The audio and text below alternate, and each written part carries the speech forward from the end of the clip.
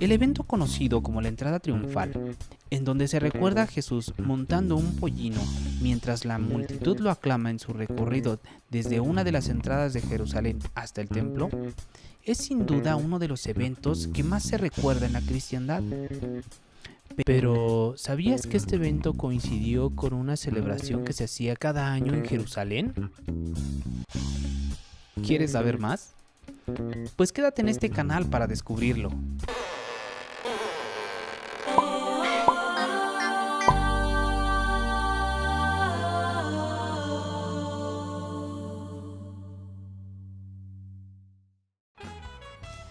Antes de iniciar, te invito a que veas nuestro video anterior de la serie relacionada con la Pascua, para que tengas un panorama más completo.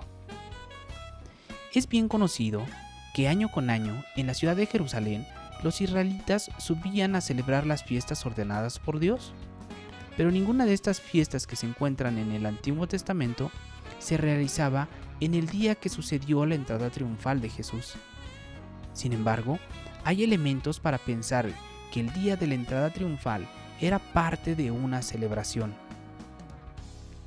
Se sabe bien que en los tiempos de la celebración de las fiestas acudían a celebrarlas multitudes de gentes, tal como se describe en el Evangelio de Juan. El día de la entrada triunfal ya se encontraba en Jerusalén una gran multitud de gente que había acudido para la celebración de la Pascua, que sería unos días más adelante. Para comprender por qué es que el pueblo israelita ya se encuentra en Jerusalén días antes de la fiesta y por qué la entrada triunfal coincidió con una parte de la celebración que se hacía año con año, es necesario entender cuál es el día en que sucede la entrada triunfal.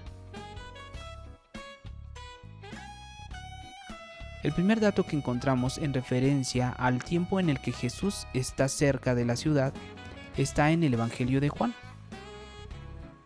Juan 12:1. 6 días antes de la Pascua vino Jesús a Betania, donde estaba Lázaro, el que había estado muerto. La Pascua se celebraba el día 14 del primer mes. Levítico 23:5. En el mes primero, a los 14 del mes, entre las 2 tardes, Pascua es de Jehová. Entonces, sabemos que Jesús estuvo en Betania el día 8 del primer mes. Un dato muy importante es que los días hebreos comienzan al ponerse el sol. Un ejemplo de esto lo podemos encontrar en el Evangelio de Lucas, que narra que después de que Jesús muere iba a comenzar el día de reposo. Esto era que iniciaba después de la puesta del sol. De la misma manera, todos los días comenzaban con la puesta del sol. En el día hebreo pasa primero la noche y después el día. Esto es importante de saber porque Jesús va a Betania el día 8 del primer mes y por la noche le hacen una cena. Es decir, que es después de la puesta del sol, por lo que esa cena que le preparan a Jesús ya es el día 9 del primer mes. Juan 12:2. Y le hicieron allí una cena. Esa es la noche en la que Marta enjuga los pies de Jesús con perfume. Y es en el transcurso de ese día 9 del primer mes, probablemente ya de día, que se reúnen los judíos y acuerdan dar muerte a Lázaro. Juan 12:9. Gran multitud de los judíos supieron entonces que él estaba ahí y vinieron no solamente por causa de Jesús, sino también para ver a Lázaro, a quien había resucitado de los muertos. Pero los principales sacerdotes acordaron dar muerte también a Lázaro. El siguiente día es cuando sucede la entrada triunfal, y es el día 10 del primer mes. Juan 12:12. El siguiente día, grandes multitudes que habían venido a la fiesta, al oír que Jesús venía a Jerusalén, tomaron ramas de palmera y salieron a recibirle, y clamaban: Hosana, bendito el que viene en el nombre del Señor, el Rey de Israel. Pero, ¿tú sabes qué sucedía el día 10 del primer mes? El día 10 se tenía que elegir al Cordero de la Pascua. Éxodo 12:3. Hablad a toda la congregación de Israel diciendo: en el día 10 de este mes tómese cada uno un cordero. Aunque el sacrificio del Cordero de Pascua era el día 14, esta festividad comenzaba con la elección del Cordero, que era el día 10. En los siguientes días el Cordero sería examinado, verificando que no existiera defecto en él antes de ser sacrificado.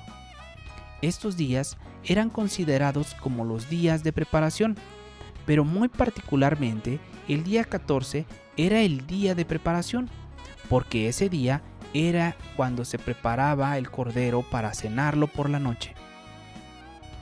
El día de la entrada triunfal ya se encontraban en Jerusalén gran cantidad de israelitas que se disponían a celebrar la fiesta de la Pascua, pero están allí para la elección del cordero. Habían hecho del día 10 un festival de júbilo en el que celebraban la elección del cordero sin mancha apto para el sacrificio, en conmemoración a la salvación del pueblo de Israel cuando estuvo en la tierra de Egipto. Una de las puertas de Jerusalén era llamada la Puerta de las Ovejas, que era la que llevaba al lugar donde se criaban las ovejas para los sacrificios. Cada familia debía tener su propio cordero, pero la elección de los corderos era fuera de la ciudad, donde se criaban los rebaños, y una vez que se elegía al primer cordero, los que acompañaban a los sacerdotes son los primeros que daban las voces de júbilo, voces a las que respondían los que estaban dentro de la ciudad, desatando por toda la ciudad gritos de júbilo. El primer cordero correspondía a la familia sacerdotal, por lo que era llevado al templo. El día de la entrada triunfal, la multitud de los discípulos de Jesús son los primeros que dan las voces de júbilo desde fuera de la ciudad. Lucas 19:37.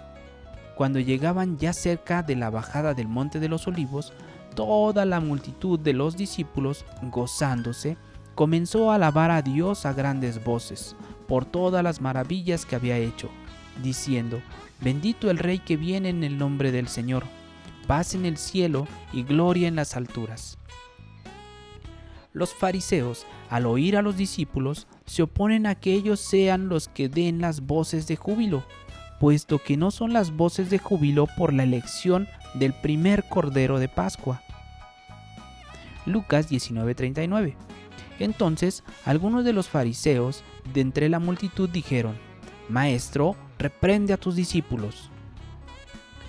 Los discípulos son los que hacen que se desate el júbilo en toda la ciudad, pero sin que dentro de la ciudad sepan que las voces de júbilo que escuchan no son en referencia a la elección del primer cordero.